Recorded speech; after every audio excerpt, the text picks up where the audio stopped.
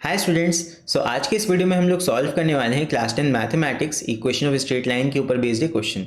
और ये क्वेश्चन हमें एक सब्सक्राइबर ने ही सेंड किया है।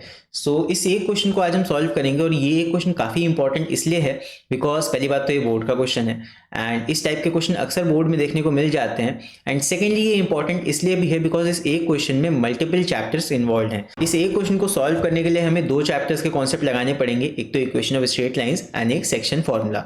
सो ये दोनों चैप्टर्स काफ़ी इंपॉर्टेंट चैप्टर्स हैं और इनके कुछ फॉर्मूलाज मैंने यहाँ पे नोट डाउन किए हैं जिसका आप स्क्रीनशॉट ले सकते हो। एंड इन सारे फॉर्मूलाज का हम इस एक क्वेश्चन को सॉल्व करने में यूज़ करने वाले हैं, राइट। और यहाँ पे ढेर सारे कॉन्सेप्ट्स आप सीखोगे इस क्वेश्चन में। सो इस वीडियो को पूरा एंड तक जरूर देखना। तो चलो अभी इस क्वेश्चन को रीड करते हैं, उसका फर्स्ट पार्ट देखते हैं। सो अगर इस क्वेश्चन को आप ध्यान से देखो तो इस क्वेश्चन में हमें एक ग्राफ दिया हुआ है जिसमें आप एक लाइन देख सकते हो। ये ए बी लाइन इसमें इस तरह बनी हुई है। तो यहाँ पे इसी लाइन के बारे में हमसे क्वेश्चंस किए गए हैं और यहाँ पे डिफरेंट क्वेश्चन है। पहला पार्ट हम देखते हैं अभी। तो फर्स्ट पार्ट में हमसे कहा गया है we have to write down the coordinates of A and B. तो यहाँ पे दो देखो पॉइंट्स हैं, एक इस लाइन पे ए पॉइंट है और एक इस लाइन पे बी पॉइंट है।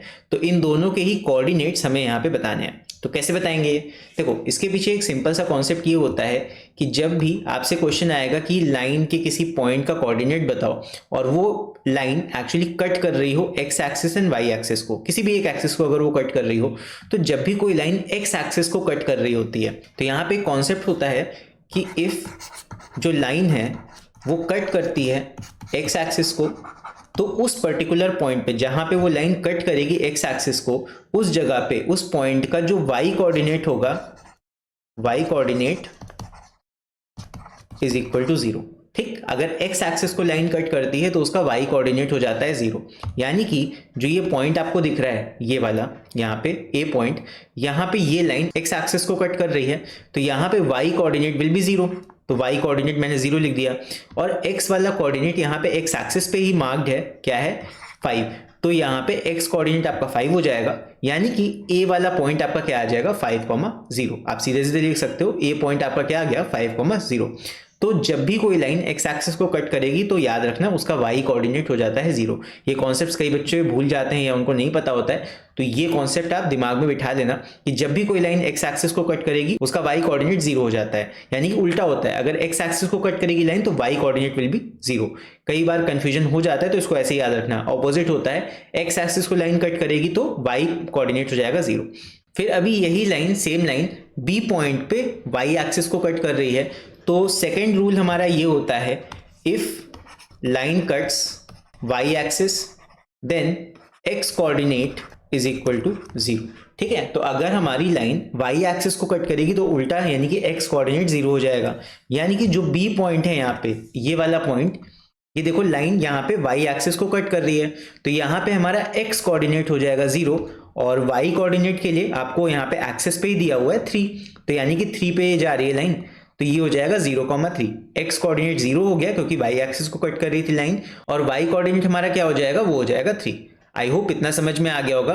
तो a वाला जो पार्ट है उसमें हमें a और b के कोऑर्डिनेट्स बताने थे, तो a हमारा क्या हो गया, a हमारा हो गया 5,0, इसको ब्रैकेट में लिख देंगे इस तरह, और b पॉइंट हमारा क्या हो गया, दैट इज इक्वल टू 0,3। तो ये हो गए हमारे दोनों पॉइंट्स के कोऑर्डिनेट्स। आई होप इतना क्लियर है। चाहो तो स्क्रीनशॉट ले लो इसका। अभी हम देखते हैं सेकंड पार्ट इस क्वेश्चन का। सो सेकंड पार्ट हमारा ये है if p divides ab in the ratio 2:3 find the coordinates of point p। तो यहाँ पे जो लाइन है ये वाली ab, यहाँ पे देख सकते हो a पॉइंट तो हमने बता दिया, a पॉइंट हमारा क्या था 5,0 और b पॉइंट हमारा क्या था, ये था 0,3। ठीक है, ए और बी हम देख चुके हैं फर्स्ट पार्ट में। हमें यहाँ इस क्वेश्चन में क्या बताना है, we have to tell the coordinates of P. तो पी के कोऑर्डिनेट्स को हम मान लेते हैं x, y, और हमें यहाँ पे इस क्वेश्चन में क्या दिया है, if p divides this line AB, p जो है वो AB वाली लाइन को डिवाइड कर रहा है इन द रेशियो 2:3। अब ये 2:3 हमें क्या दिया हुआ है, अगर आपने सेक्शन फॉर्मूला चैप्टर पढ़ा है तो आपको पता होगा दैट जो रेशियो होता है वो आपका होता है m1:m2। तो यहाँ पे आपको जो ये रेशियो दे रखा है ये आपको m1 और m2 का वैल्यू दे रखा है, यानी कि 2:3 जो वैल्यू है वो m1 और m2 का वैल्यू है। तो यहाँ पे सेक्शन फॉर्मूला आपको लगाना पड़ेगा x, y निकालने के लिए। तो सेक्शन फॉर्मूला क्या होता है, सेक्शन फॉर्मूला सिंपल होता है x इज इक्वल टू, याद रखना m2 x1, m यहाँ पे लेंगे m2 x1 प्लस ये ऑपोजिट होते हैं। अगर आप सेकंड वाला रेशियो ले रहे हो m2 तो उसको x1 से मल्टीप्लाई करते हैं, यही याद रखने का तरीका है। m2 x1 और फिर m1 x2 divide by m1 plus m2। ये जब आप करोगे तब आपको x वाले पॉइंट का वैल्यू मिलेगा, और यही सेम चीज y के लिए होती है। y इज इक्वल टू हो जाता है उसी तरह है, बस x1 x2 की जगह y1 y2 रख देना है। तो यहाँ पे हो जाएगा m2 y1 plus m1 y2 divide by m1 plus m2। ये है सेक्शन फॉर्मूला, बस आपको यही लगा देना है। और यहाँ पे x1 y1 क्या है वो देख लो। यहाँ पे जो a वाला पॉइंट है, a वाले पॉइंट को आप मान लो इस पॉइंट को, ये हो जाएगा x1 y1, यानी x1 हो गया 5 और y1 हो गया 0। और जो b वाला पॉइंट है, जो एंड पॉइंट्स होते हैं उन्हीं को हम मानते हैं, तो ये हो जाएगा x2 y2, x2 आपका हो जाएगा 0 एंड y2 हो जाएगा 3। क्लियर है? ये लिख लिया करो ताकि आपको कंफ्यूजन ना हो।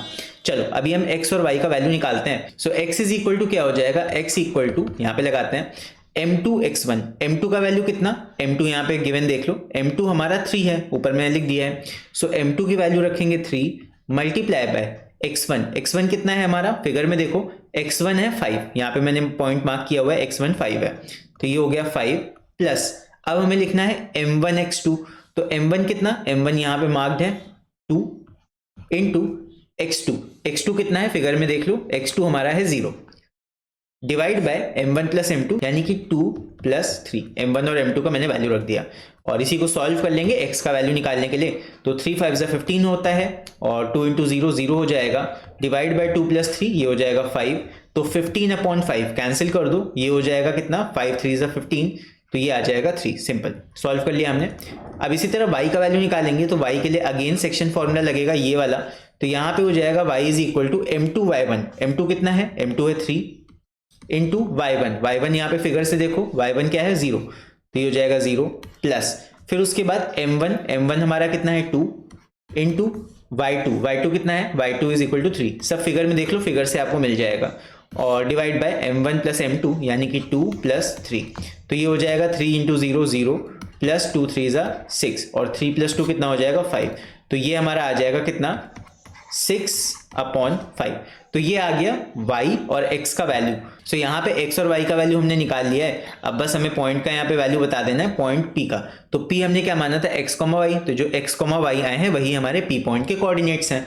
तो आप इस तरह लिख दो, p x का वैल्यू लिख दो, ये आ गया 3, और जो y कोऑर्डिनेट आया वो लिख दो, 6/5। तो ये हमारा हो जाएगा p वाले पॉइंट का कोऑर्डिनेट्स। आई होप समझ में आ गया होगा। सेक्शन फॉर्मूला में हमने सिर्फ यहाँ पे सेक्शन फॉर्मूला अप्लाई कर दिया है, और बाकी सारी वैल्यूज जो आपको कंफ्यूजन होता है, x1 क्या रखना है, y1 क्या रखना है, उसका तरीका मैंने बता दिया है। आप उसी को फिगर में मार्क कर लो, आपको कभी कंफ्यूजन नहीं होगा कि x1 क्या लेना है एंड y1 क्या लेना है। और बाकी फॉर्मूला याद रखने का तरीका यही है कि m2 हमेशा x1 से मल्टीप्लाई होगा एंड m1 हमेशा x2 से। तो ऐसे है m2 x1 plus m1 x2 divide by m1 plus m2। इसी तरह y वाला फॉर्मूला भी बन जाता है। तो ये दोनों फॉर्मूले आप याद रखना, काफी इंपॉर्टेंट है। जब भी सेक्शन फॉर्मूला का क्वेश्चन आएगा तो ये फॉर्मूला आपको अप्लाई करना पड़ेगा, राइट। तो चलो अभी देखते हैं लास्ट पार्ट इस क्वेश्चन का, जो कि है पार्ट नंबर 3, जो कि है ये। सो सी पार्ट है, find the equation of a line parallel to line A B and passing through the origin. तो यहाँ पे अब हमसे कह रहा है कि जो हमारी ए बी वाली लाइन है, ये वाली, ये जो लाइन बनी हुई है, इस लाइन के पैरेलल एक लाइन होगी जो कि पास करेगी ओरिजिन से, पासिंग थ्रू दी ओरिजिन। तो दो बातें आपको गौर करनी है। पहली बात, एक दूसरी लाइन है जो कि पैरेलल है हमारी ए बी वाली लाइन के, पैरेलल है, और दूसरी चीज वो पास हो रही है थ्रू दी ओरिजिन। ओरिजिन क्या होता है, 0,0 से। तो यानी कि हमारी जो लाइन होगी वो पहली बात तो ओरिजिन यानी कि 0,0 से पास होके जाएगी, और कुछ ऐसी होगी अगर बनाए तो इस तरह की कुछ लाइन होगी, इस तरह की कुछ हम लाइन यहाँ पे बना सकते हैं। तो ये जो रेड कलर में मैंने अभी लाइन बनाई है, इसी का हमें इक्वेशन बताना है। We have to tell the equation of this line. So किसी भी लाइन का इक्वेशन बताने के लिए आपको दो बातें पता होनी चाहिए। पहली बात कि उस लाइन का एक पॉइंट, कि वो लाइन कहाँ से होके जा रही है। तो हमें पॉइंट तो पता है कि हमारी रेड वाली लाइन कहाँ से होके जा रही है, पॉइंट इज 0,0, यानी कि ये हो गया हमारा x1 y1, ठीक है, 0 और 0। और दूसरी चीज हमें ये पता होनी चाहिए कि उस लाइन का स्लोप क्या है। जब हमें किसी भी लाइन का पॉइंट और स्लोप दो चीजें पता हो, तब हम उस लाइन का इक्वेशन बहुत ही आसानी से बता सकते हैं यूजिंग पॉइंट स्लोप फॉर्मूला। वो भी ये बताऊंगा। तो पॉइंट स्लोप फॉर्मूला क्या होता है, ये वाला। जो कि होता है y minus y1 is equal to m x minus x1। इसी को बोलते हैं पॉइंट स्लोप फॉर्मूला, और ये काफ़ी इंपॉर्टेंट फॉर्मूला है। अगर किसी लाइन का आपको इक्वेशन बताना है तो आपको ये ज़रूर से आना चाहिए। यहाँ पे आपको दो चीज़ें चाहिए, एक तो पॉइंट और दूसरी स्लोप, इसीलिए इस फॉर्मूले का नाम ही है स्लोप पॉइंट फॉर्मूला या फिर पॉइंट स्लोप फॉर्मूला, जैसे भी आप पढ़ो इसको। तो इसकी मदद से हम यहाँ पे इस लाइन का इक्वेशन बताएंगे। तो स्लोप की बात करते हैं, अपनी लाइन का स्लोप कितना है।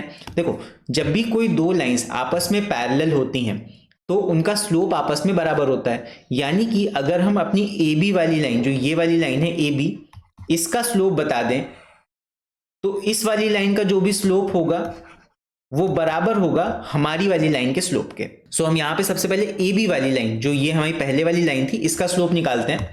सो first we will find the slope of A B. तो स्लोप ऑफ ए बी, तो स्लोप निकालने का फॉर्मूला क्या होता है, m बराबर होता है y2 minus y1 upon x2 minus x1। ये होता है सिंपल स्लोप निकालने का फॉर्मूला।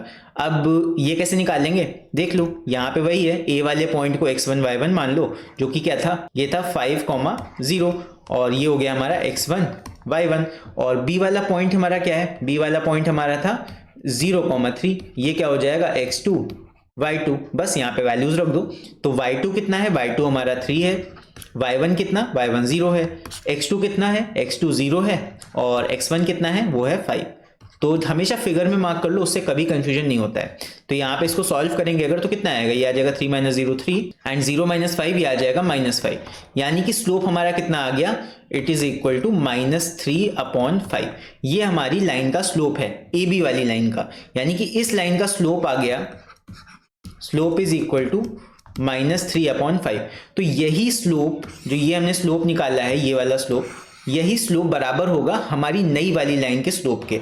यानी कि इस वाली लाइन का भी स्लोप जो होगा, it will be equal to -3/5। क्यों, because our line is parallel to line A B. ठीक है, तो हमारी लाइन का स्लोप जो है वो आ गया है -3/5। सो यहाँ पे हम लिख लेते हैं, स्लोप हमारा कितना आ गया, -3/5। इसी का हम यूज करेंगे। तो अब हमें दो बातें पता लग गई कि हमारी जो नई वाली लाइन है, ये वाली, तो ये लाइन कौन से पॉइंट से होके जा रही है और इसका स्लोप कितना है। सो अब क्योंकि हमें पॉइंट भी पता है कि हमारी लाइन कौन से पॉइंट से होके जा रही है और हमारी नई वाली लाइन का स्लोप कितना है, तो बस यूजिंग पॉइंट स्लोप फॉर्मूला हम यहाँ पे लगाएंगे और अपनी लाइन का इक्वेशन बना लेंगे। तो पॉइंट स्लोप फॉर्मूला अभी मैंने बताया क्या होता है, y minus y1 is equal to m x minus x1। ये होता है पॉइंट स्लोप फॉर्मूला। इसमें आपको वैल्यू किस किस का रखना है, एक तो m का वैल्यू रखना है और एक x1 y1 का वैल्यू रखना है। तो यहाँ पे 0,0 ये आपका x1 y1 हो गया, और m आपका कितना हो गया, -3/5। वैल्यू रख दो, तो ये हो जाएगा y माइनस, y को नहीं रखना है, सिर्फ y1 और x1 y1 का वैल्यू रखते हैं और m का वैल्यू रखते हैं। तो यहाँ पे y1 हो जाएगा 0, तो y minus 0 is equal to m का वैल्यू कितना है, -3/5, और ब्रैकेट में x माइनस x1 कितना है, वो भी 0 है, तो ये हो जाएगा इतना। जब भी ओरिजिन से होकर लाइन जाएगी तो आपकी इक्वेशन थोड़ा सिंपल हो जाती है बनाने में। तो ये हो जाएगा y minus 0 equal to y, और 5 को इधर ले आओ तो ये हो जाएगा 5y, और इधर -3 है, और ब्रैकेट में सिर्फ x बचेगा, x से मल्टीप्लाई हो जाएगा तो ये हो जाएगा 3x। ठीक है, और यहाँ पे -3x को भी आप लेफ्ट साइड ले आओ तो ये क्या हो जाएगा, 3x प्लस 5y, और राइट साइड कुछ नहीं बच रहा है, उधर 0 बचेगा। तो यही हो जाएगा हमारा equation of our line which passes through the origin. तो ये हो गया हमारा equation of line. I hope इतना समझ में आ गया होगा कि कैसे हमने यहाँ पे इक्वेशन को डिराइव किया है। सो बस यही था ये क्वेश्चन। सो यही है इस क्वेश्चन का सॉल्यूशन। आई होप आप लोग को ये पूरा क्वेश्चन अच्छे से समझ में आ गया होगा। अगर कहीं पे भी कोई भी डाउट हो या कोई भी चीज़ ना समझ में आई हो तो आप मुझे नीचे कमेंट्स में लिख के पूछ सकते हो। और बाकी अगर समझ में आ गया हो तो इस वीडियो को लाइक जरूर कर देना, एंड अगर इस चैनल को सब्सक्राइब नहीं किया है अभी तक तो चैनल को सब्सक्राइब भी कर लेना, बिकॉज मैं आगे भी ऐसे और वीडियोस लाता रहता हूँ। तो इस चैनल को सब्सक्राइब कर लेना और बेल आइकन को जरूर प्रेस कर देना। और इस क्वेश्चन से हटके अगर आपको किसी और टॉपिक में कोई प्रॉब्लम है या और कोई क्वेश्चन पूछना है तो वो भी आप मुझे नीचे कमेंट्स में लिखकर पूछ सकते हो, या फिर आप मुझे ईमेल कर सकते हो उस क्वेश्चन को, एंड ईमेल एड्रेस आपको नीचे डिस्क्रिप्शन में मिल जाएगा। एंड इसके अलावा आप हमारी वेबसाइट को भी विजिट कर सकते हो, या फिर आप हमारी ऐप को भी डाउनलोड कर सकते हो, जहाँ पे आप वेरियस कोर्सेज को देख सकते हो, जिनकी मदद से आप अपने पूरे सब्जेक्ट्स के सारे लेसन्स को तैयार कर सकते हो। सो उसका भी लिंक आपको नीचे डिस्क्रिप्शन में मिल जाएगा, एंड वेबसाइट का लिंक आपको ऊपर आई बटन पे भी मिल जाएगा, यहाँ कहीं होगा। सो चैनल को सब्सक्राइब जरूर करना। तो चलो मिलते हैं फिर अगले वीडियो में। Till then take care and bye bye.